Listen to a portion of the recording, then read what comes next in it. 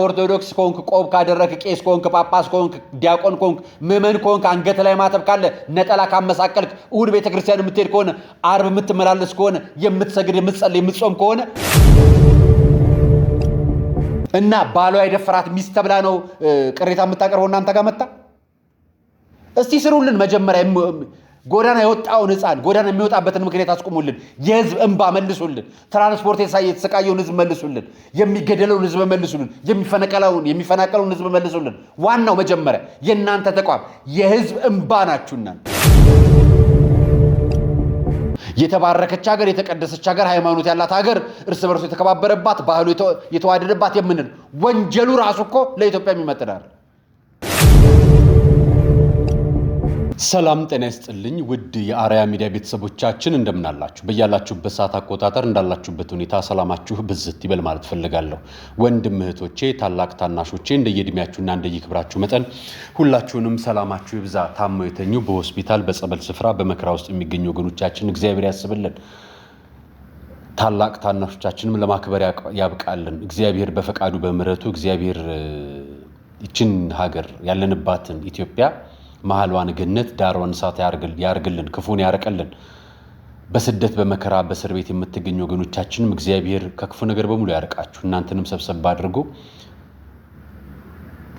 በምትወዳት ሀገራችሁ በምትወዷት ኢትዮጵያዊነት አብራችሁ እንድትኖሩ ያብቃችሁ። በመልካሙ ነገር መልካሙ ዜና ያሰማን ማለት ፈልጋለሁ።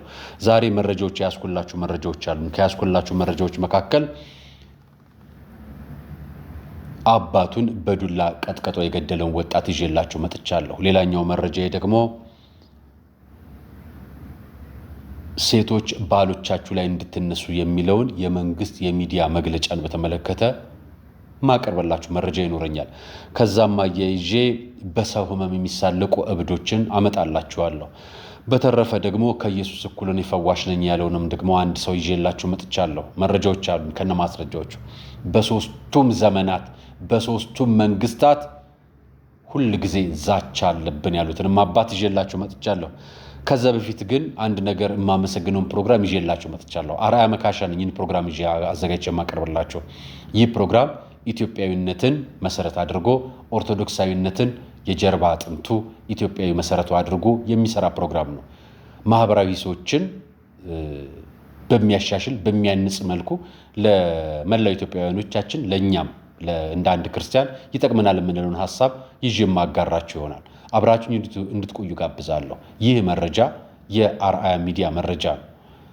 መረጃዎችን ለኢትዮጵያውያን እንዲደርስልኝ ሰብስክራይብ፣ ላይክ እና ሼር እያደረጋችሁ ለሁሉም ጋብዙልኝ። ከመሸጋገሪያ በኋላ ወደ ፕሮግራማችን እንገባለን።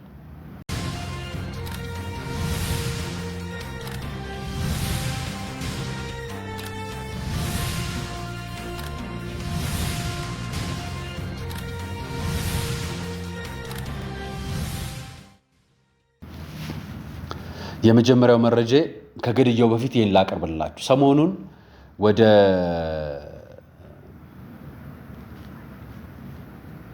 ሽንሽቾ የምትባል ከተማ ውስጥ አንድ ጎዳና ላይ በግራም በቀኝም በመሄጃም በመምጫውም አስፓልት ላይ ድንኳን ተተክሎ በሱ ጉዳይ ላይ ማህበራዊ ሚዲያ ላይ አጀንዳ ተደርጎ ሲነሳ በሱ ምክንያት አንድ አይሱዙ ተቃጠለ ተብሎ ሲሰጥ ስለ አይሱዙ ብቻ መልስ የሰጠ አንድ ከንቲባ ነበር። የሽንሽቾ ከተማ ከንቲባ የነበረው አቶ ታሪኩ ተስፋዬ ህርገጦን በዚህ ምክንያት ከስልጣኑ ተባሯል። ለመጀመሪያ ጊዜ መንግስት በህዝብ ቅሬታ ስልጣን እንዳባረረ ሰማ። ይሄ የመጀመሪያ ነው። እኔ ሲሰማ የመጀመሪያ ነው። ለህዝብ አገልግሎት የተዋሉ የተዘጋጁ በመንግስት ተቋማት በመንግስት መዋቅራት ለህዝብ አገልግሎት የሚውሉ ተግባራትን ግለሰቦች ለግል ጥቅማቸው ባለሀብቶች ለግል ኪሳቸው ሲጠቀሙ እንኳን አይደለም ሽንሽቾ አዲስ አበባም አይተናል። አስፓልት ላይ ድንኳን የሚተክል ባለሀብት ሞልቷል። ሆቴሉን ለማስመረቅ የዛን ቀን 1 ኪሎ ስጋ በ50 ሺህ ብር የሚሸጥ ግለሰብ ሞልቷል። ሆቴሉ በር ላይ መኪና አስደርድሮ ዋናውን መንገድ ዘግቶ እግረኛ በዝናብ መጠለያ አይቶ መጸዳጃ ቤቱን የሚቆልፍ ባለሀብት ሞልቷል። በጣም መጸዳጃ ቤት ቆልፈው ለተጠቃሚ ብቻ እንሰጣለን የሚሉ ተቋማት ብዙ ናቸው። መንገድ ላይ ደግሞ እንዳይጸዳዱ ደግሞ የሚከለክል ደግሞ ህግ አለ። እንደገና ደግሞ መንገድ ላይ ሲጸዳዳ ደግሞ ቅጣት የሚቀጣ ደግሞ ደንብ አስከባሪ አዘጋጅተናል። አሁን ደንብ አስከባሪዎቻችን ሰው ጎዳና ላይ እንዳይጠቀም ወደ ውስጥ ገብታችሁ የሆቴል ቤቶች፣ የካፌዎች፣ የመስተንግዶ ቤቶች፣ የጁስ ቤቶች፣ የየትኞቹም መስተንግዶች ውስጡን ከፍታችሁ ቁልፉን ስበሩት። መጀመሪያ ማንም ሰው እንዲጠቀም መብት ይደረግለት። አንደኛው እሱ። ለሽሽቾ ከተማ ግን ለተፈጸመው ነገር መንግስትን አመሰግናለሁ። ለዚች ጉዳይ ብቻ ነው የማመሰግነው። ፖለቲካዊ ምናምን አጀንዳ አይደለም ይሄ ጉዳይ ለካ አንዳንድ ጊዜ ነው ያልኩት፣ ሁሉ ጊዜ ሲፈጸም ስላላየ አንዳንድ ጊዜ መንግስት ይሰማል። ለካ ሰምቷል። እንደዚህ ከሰማማ ተመስገን። እንደዚህ ከሰማማ ብዙ ተናግረናል። እንደዚህ ከሰማማ ገባ ብለህ እያየ በደንብ ለሀገር የሚጠቅም ነገር ስለሆነ የምናቀርበው መረጃዎች ለአብሮነት፣ ለኢትዮጵያዊነት፣ ለሀገር እድገት፣ ለሃይማኖት መከባበር፣ ለሃይማኖት መቻቻል፣ እርስ በርስ ለመኖር የሚያመች ነገር ስለሆነ ገባ ብላችሁ ጠለቅ አድርጋችሁ ይዩት። ማህበራዊ ሚዲያ ለትችትና ለሐሜት ብቻ ተጠቀሙበት። ተናገሩ ለሚል ሐሜት ብቻ አይደለም፣ ልክ እንደዚህ የተግባር ድርጊት ለመፈጸም ተጠቀሙበት። ለዚህ ድርጊታችሁ እናመሰግናችኋለን። ከዛ ራያይዤ የማቀርብላችሁ በስካር የወደቁ አባቱን የ65 ዓመት አዛውንት የሆኑ አባቱን በዱላ ቀጥቅጦ የገደለውን ልጃቸውን ነው ማመጣላችሁ። አቤት ጨዋነት! አቤት እንዴት ነው ይሄ ልጅ ይደግ ብለን እንመርቀው አይደል? አሁን እኮ ግድያ በጣም አሰቃቂ ሆኗል። ልጇን የገደለች እናት በምንሰማበት ዘመን አባቱን ሲገድልማ ተራ ነው የሚሆነው አይደል? የገዛ ልጇን መጸዳጃ ቤት ከታ ከልጇ አባት ጋር ቆማ ኮንዶሚኒየም ውስጥ ተጠብቃ ቁጭ ብላ ጠብቃ እዚሁ አዲስ አበባ ላይ ጠብቃ ሄዶ ነፍስ አድን ሰራተኞች ሲያወጡትና ሬሳውን ሲያወጡት ተደብቃ የምታይን እናት ይሄን የሚያክል ጭካኔ እኮ ነው ያለን ኢትዮጵያ ውስጥ። የተባረከች ሀገር፣ የተቀደሰች ሀገር፣ ሃይማኖት ያላት ሀገር፣ እርስ በርሱ የተከባበረባት፣ ባህሉ የተዋደደባት የምንል ወንጀሉ ራሱ እኮ ለኢትዮጵያ የሚመጥናል። ኢትዮጵያ እኮ መቀጣታት ያለብን አባትን አክብረ ሰላም አላልክም በመባል ነው መሆን ያለበት። ወንድምን ገላመጥከው በሚል ነው እኮ ወንጀል ቅጣት መሆን ያለበት። ግድያ እኮ የኛ ሀገር አይደለም። የገዛ አባቱን ከገደለማ ሌላ ለማን ይመለሳል? ልጅ ሆነን እኮ እንደ አምላክ ነው አባቶቻችን የምናየው። ምክንያቱም የፈጠሩን የምንቀርባቸው አጠገባችን ያሉ የኛ መከታዎች የምንላቸው ወላጆቻችን ናቸው። ያ ያሳደገን አባት፣ ያ መከታ የሆነን አባት በዱላ ጨፍጭፎ ደም እስኪወርደው ድረስ የገደለበትን ቦታ ልንገራችሁ። ገደለው አባቱ። በስካር የወደቁ አባቱን አልነሳ ስላሉት በዱላ በመምታት ህይወታቸው እንዲያልፍ ያደረገው ግለሰብ በስራት ተቀጣ ይለናል ዳጉ ጆርናል። በሰሜን ሸዋ ዞን ውጫሌ ወረዳ ቃሶ አቦ ቀበሌ ነዋሪ የሆኑት አቶ ግርማ አበራ የ60 ዓመት ጎልማሳ ናቸው። ከልጆቻቸው መካከል የመጨረሻው ልጅ የሆነውን ፍቅሩ ግርማ የ25 ዓመት ልጅ ነው። የሰሜን ሸዋ ዞን አቃቤ ሕግ ጽሕፈት ቤት በተለያዩ ወንጀሎች ምርመራ አቃቤ ሕግ ዳንኤል ንጉሴ ለብስራት ሬዲዮ እንደተገለጹት አባትና ልጅን ደቦ ውለው ሲመለሱ መንገድ ላይ የተፈጠረ አለመግባባት ግጭት ውስጥ መግባታቸው ተገልጿል። ምን ሆነ መሰላችሁ? አባትና ልጅ ጎረቤት ለደቦ ጠራቸው። የገጠር ሰው ደቦ ማለት ተሰባስቦ ለሌላው ሰው የህብረት ስራ መስራት ማለት ነው። የህብረት ስራ የሚሰራለት ምግብ ያዘጋጃል፣ መጠጥ ያዘጋጃል፣ ይደግሳል። የደቦ ስራ የማሳመር ስራ ይሰራል። እነዚህ ሰዎች አባትና የመጨረሻው ልጃቸውን 25 ዓመት ልጅ ሌሎቹ ልጆች አባታቸውን አልገደሉም፣ ንቀው አልገላመጡም፣ ገፍተው አልሄዱም። የመጨረሻ ልጃቸው ግን አብሯቸው ደቦ ሄደ፣ ታዘዘ፣ አብሯቸው ሰራ፣ አረሰ፣ ማሳው አረሱ። ውለው ሲመለሱ ማምሻውን ደቦ የተሄደለት ደጋሽ ኑ ስላዘጋጃችሁልኝ ጎረቤቶቼ እባካችሁ ራት ብሉልኝ ብሎ ሲጋብዝ አባት ከብቶቹንና አሰማራ አብላ ውሃ ጠጣቸውና ባታቸው ወይ ደግሞ በረታቸው አስገባና ናሉት። ደርሶ መጣ። ተጋበዙ፣ በሉ፣ ጠጡ። አባት ከስራ ድካም ከውሎ ድካም ከምን አንጻር የጠጡት መጠጥ አናታቸው ላይ ወጣ፣ ሰከሩ። መሸለሊት ሆነ። ተያይዘው ወደ ቤት መሄድ ጀመሩ ከልጃቸው ጋር። አባት አቅም አጠራቸው። ቀን ሙሉ ሲሰሩ ያለው አባት ናቸው። በምግባቸው ላይ መጠጥ ጨምሮበት ራሳቸውን መቆጣጠር አቅቷቸው ወደቁ። ሲወድቁ ልጃቸው ተነሳላቸው፣ እምቢ አሉ፣ አልቻሉ። ስላልቻሉ በተኙበት የገዛ ልጃቸው በገዛ ዱላቸው ደብድቦ ነው የገደላቸው። ቀጥቅጦ ትቷቸው ሄደ እናቱ ጋር። ብቻዬን ላመጣው አልቻልኩምና ኑ እንሂድ አግዙኝ አላቸው። ደብድቦ የገደለው አባቱን ኑ እንሂድ አግዙኝ አላቸው። እናትም እህትም አብረው ሄደው ሊያግዙ ሲሄዱ አባት ጀርባቸው ጭንቅላታቸው ደም በደም ሆኗል። ተሸክመዋቸው ቤት ሊያደርሱ ሞከሩ፣ አልቻሉም፣ አረፉ። በጣር ላይ የነበሩት አባቱ አረፉ። የማህበረሰብ እሴት ተጠብቃለሁ ያሉት አባት አረፉ። በደቦ ሰርተን ከማህበረሰብ ከጎረቤታችን ከወገናችን ጋር የምንኖራለን የሚብሉት አባት አረፉ። ሌሎቻቸው ልጆቻቸው አልገደሏቸው። ቀኑን ሙሉ አብረው ነው የሰሩት፣ ደክመው ነው ያሉት። የደከሙን አባት የገደለ ጭካኔ ሌላ ለምን ይተርፋል? ይሄ ልጅ 15 ዓመት ቅጣት ተፈረደበት። እውነት ልጃችሁ እናንተ ላይ ለመዛት ለመግደል አይደለም ለመገላመጥ አያብቃችሁ። ይሄን ክፉ ዘመን በመገላመጥ ወንጀል ሊኖርበት የሚገባት ኢትዮጵያ ዛሬ አባቱን በመግደል ነው 15 ዓመት የሚፈረድበት። ነገስ የጭካኔያችን ጥግ በስቷል አይደል? ሰው ገፈን ቆዳ ገፈን ጥለናል አይደል? በየቀኑ ካህን እየመረጠን ገላን አይደል? ገደልን እኮ አርሲ ገደልን አይደል? ከነማን ጋር እንደተገደለ እንዴት እንደተቀናጀ ደግሞ አደባባይ ሚዲያ ላይ ቀስ ኤፍሬም እሸቴን ገብታችሁት እንዴት እንደተቀናጀ እነማን እንዳሉበት ኦሮሞ እንደገደለው ነገራችሁ አይደል?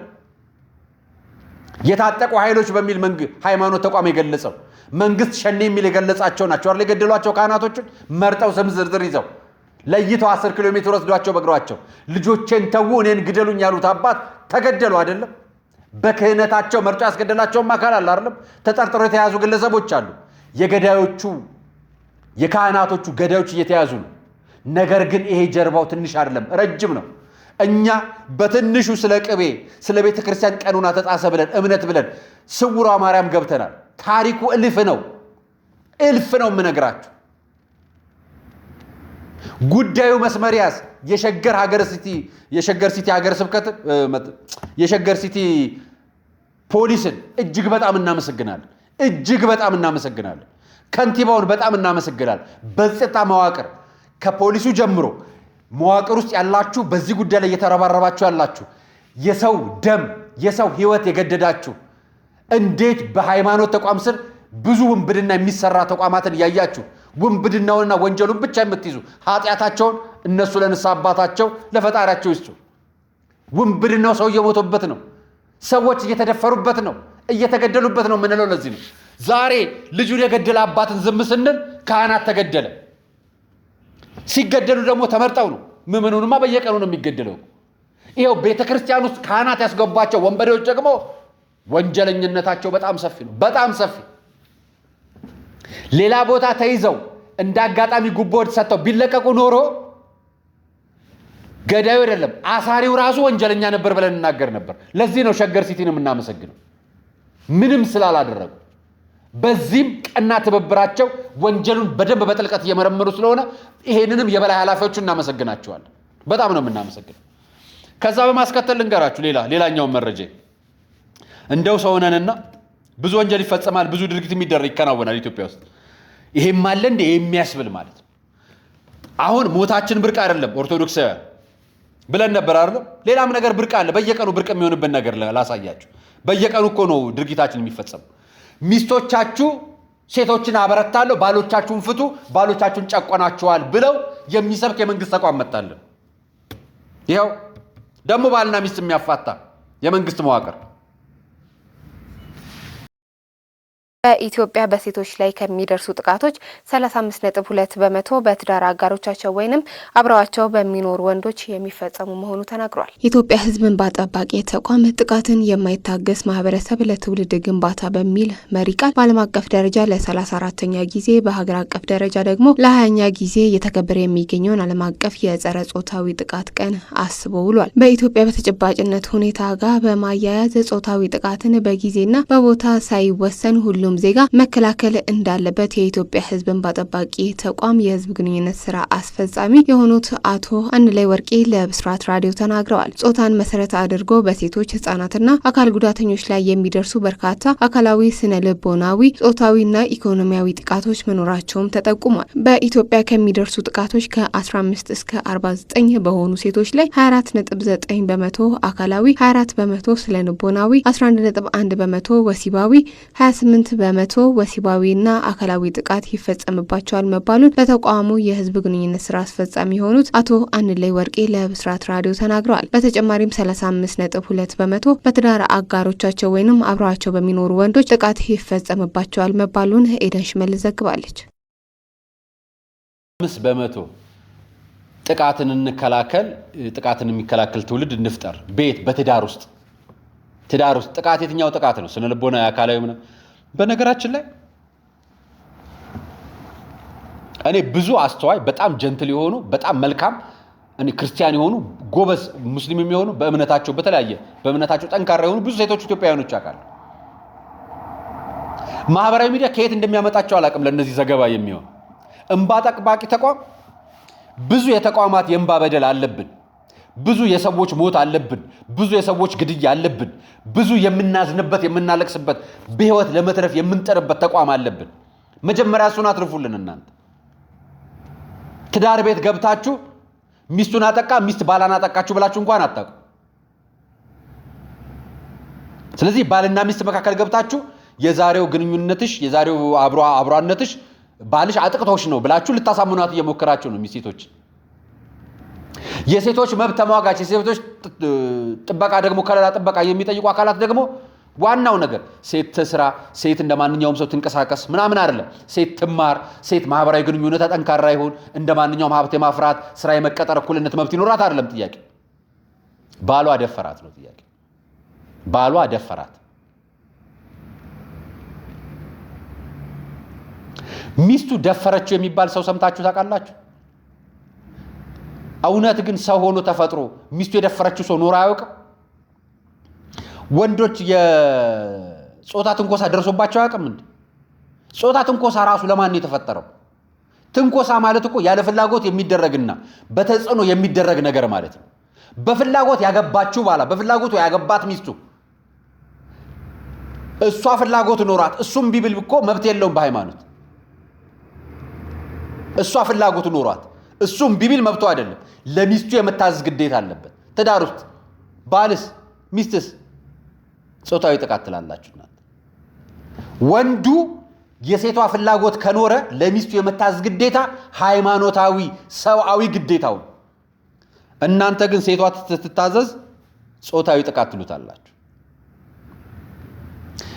ከቅርብ ጊዜ ወዲህ እንደ ወንዶች እንደናንተ ማህበራዊ ሚዲያ ላይ እየወጡ የመንግስት ተቋምን ይዘው ወንዳዊ ጥቃት የሚሉ ወንዶች ስለሌሉ ጀግናና ጠንካራ ወንዶች ስላሉ እንጂ እኮ በእናንተ ሁኔታ አይደለም ከተማ ውስጥ ያሉት ገጠር ያሉ ሴቶችን ሁሉ አፋታችሁ ሴቶችን ለብቻቸው የሆነ ክፍለ ከተማ ልትሰጡ ወንዶችን የሆነ ክፍለ ከተማ ሰጣችሁ ብታኖሩ ደስ ይላችኋል።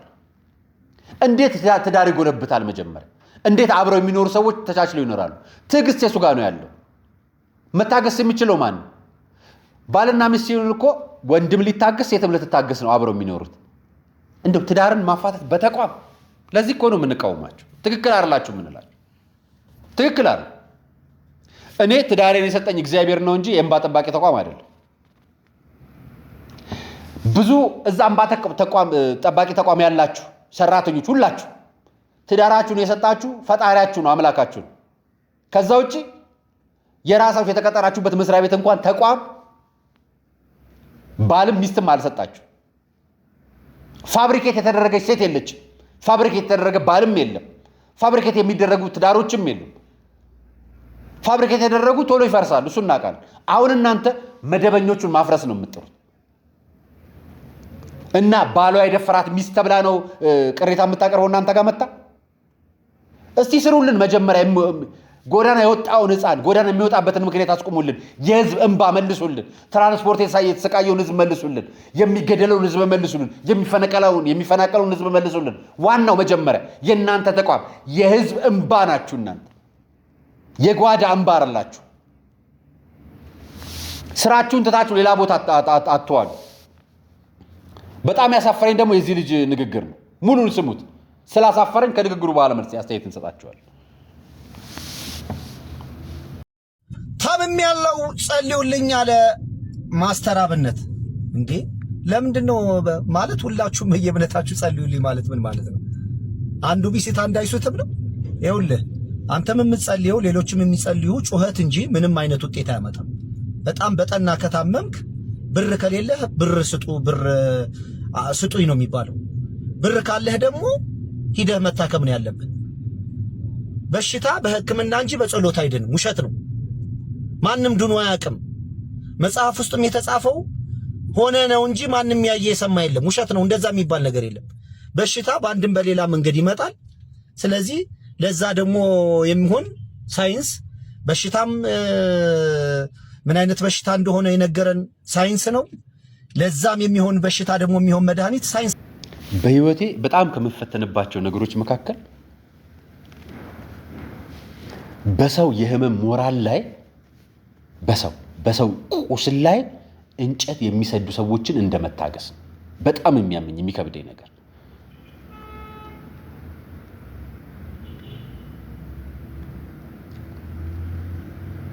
የታመመው ማስተራብነት የጠየቀው ካልፈለክ አትጸልይ፣ ካልፈለክ አይመለከትም ማለት።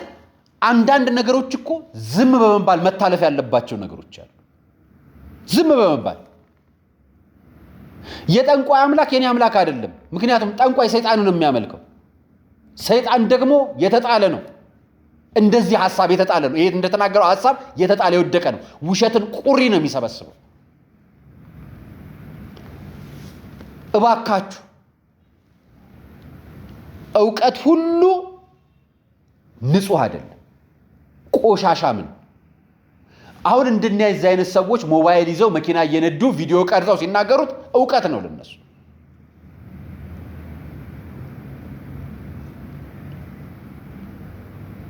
በነገራችን ላይ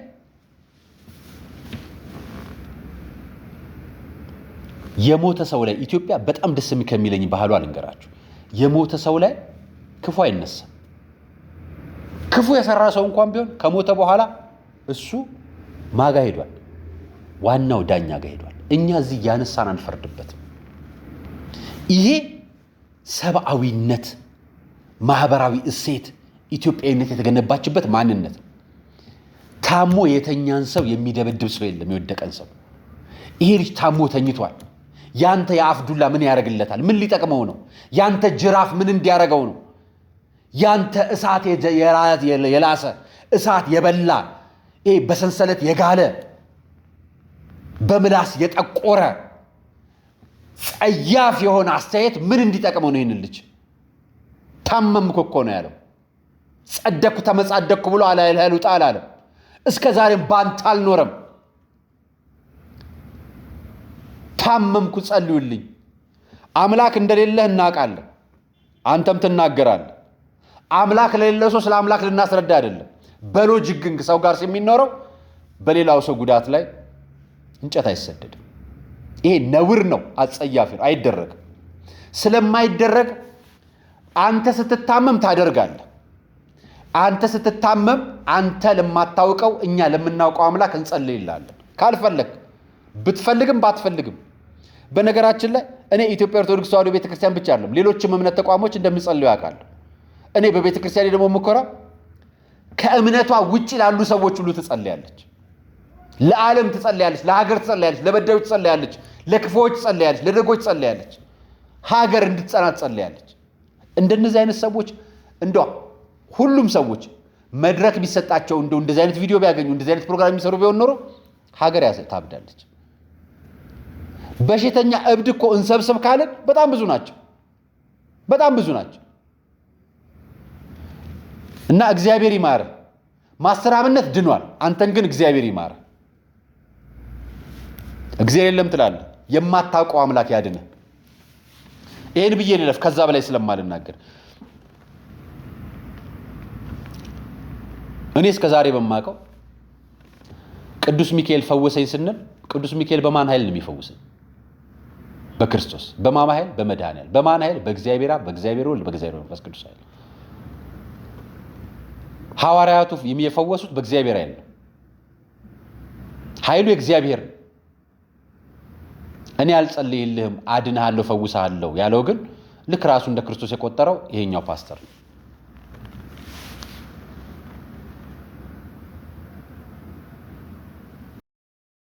ለታመመ ሰው አልጸልይም።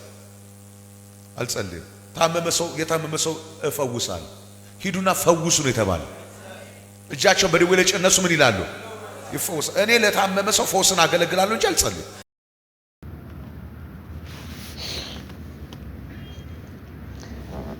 እኛ ከክርስቶስ በሚሰጠው ምህረት እንፈውሳለን፣ እናድናለን፣ እናገለግላለን። በማድነት በክርስቶስ ድህነቱ የማን ነው? የክርስቶስ። ፈውሶ የማን ነው? የእግዚአብሔር። ምህረቱ የማን ነው? የእግዚአብሔር። ቅጣቱ የማን ነው? የእግዚአብሔር። ምህረቱ የማን ነው? የእግዚአብሔር። ሁሉ ነገር እግዚአብሔር። እኛ ምንድነን? የዛ አገልግሎት አቀባዮች ነን። ሌላ ምንም አይደለም። ሰው ክርስቶስን ሆኖ አያውቅ። ከክርስቶስ ውጪ ክርስቶስን ሆኖ የሚያውቅ ሰው የለም። ምድር ላይ ኖር አያውቅም፣ ወደፊትም አይኖርም። ዓለምን ሊያድን የመጣ ዓለምን ያዳነ በምህረቱ ስጋ ደዌን የፈወሰ በምህረቱ ከሞት ያስነሳ ከሞት የሚያስነሳም ዘላለማዊ ምህረት የሚሰጥም ክርስቶስ ብቻ ነው። እና የሚፈውሳችሁ ክርስቶስ እንጂ ግለሰብ አይደለም። እኔ ያዳነኝ ቅዱስ ሚካኤል ነው ስን ቅዱስ ሚካኤል ያዳነኝ በክርስቶስ ኃይል ነው፣ በእግዚአብሔር ኃይል እና ራሱ እንደ መላእክት ነው እንደ ኢየሱስ ነው የሚቆጥረው። ወሰዱት፣ ራሱ የራሳችሁ ውሳኔ ወሰዱ። እኔ ያው ሐሳቡን ገለጥኩላችሁ። ምክንያቱም አዳኝ ማን ነው? ክርስቶስ። አንድ አምላክ ብቻ ነው ፈዋሽ። እመቤቴ ያዳነችኝ ስላችሁ ምንድነው የምታድነኝ? አማልዳ አድና ከስጋ ወደ ደዌ ትፈውሳኛለች። ከማማልዳ ከልጇ። ምህረቱን የሰጠው ማን ነው? እግዚአብሔር። ምህረቱን ያደረገው ማን ነው? እግዚአብሔር። ስጋ ወደሙን የሚያቀበለኝ ማን ነው? እግዚአብሔር። ስጋ ወደሙ ማን ነው? የክርስቶስ። እኔን ያዳነኝ ማን ነው? እግዚአብሔር። የፈጠረኝ ማን ነው? እግዚአብሔር። ለድህነት የምክንያት የሆኑት እነማን ናቸው? እመቤታችን፣ ቅዱሳን መላእክቱ፣ ነቢያት፣ ሐዋርያት፣ ጻድቃን፣ ሰማዕታቱ ናቸው በእኛ። በእናንተ ግን ፓስተሩ ነው። አባታችን ሶስቱን መንግስታት አሳዩ። ሶስቱን መንግስታት በአጭር ደቂቃ ማውራት ይቻላል፣ መፎከርም ይቻላል። መጀስ የማይፎከር ተፈጥሮን በቁጥጥራችን ስር እናደርጋለን ይሉ ነበር በደርግ ስርዓት። በኋላኛው ደግሞ በቀን 3 ጊዜ እንበላለን፣ ረሃብን ተረት እናደርጋለን ይሉ ነበር መሃል ላይ ያሉት አንደኛው። አሁን ደግሞ ያለው ሌላ ዛቻ አለው፣ እናጠፋቸዋለን ይላሉ። የሚጠፋ ማን እንደሆነ እግዚአብሔር ያውቃል። የአሁኑ ዛቻ ምንድነው? እናጠፋቸዋለን።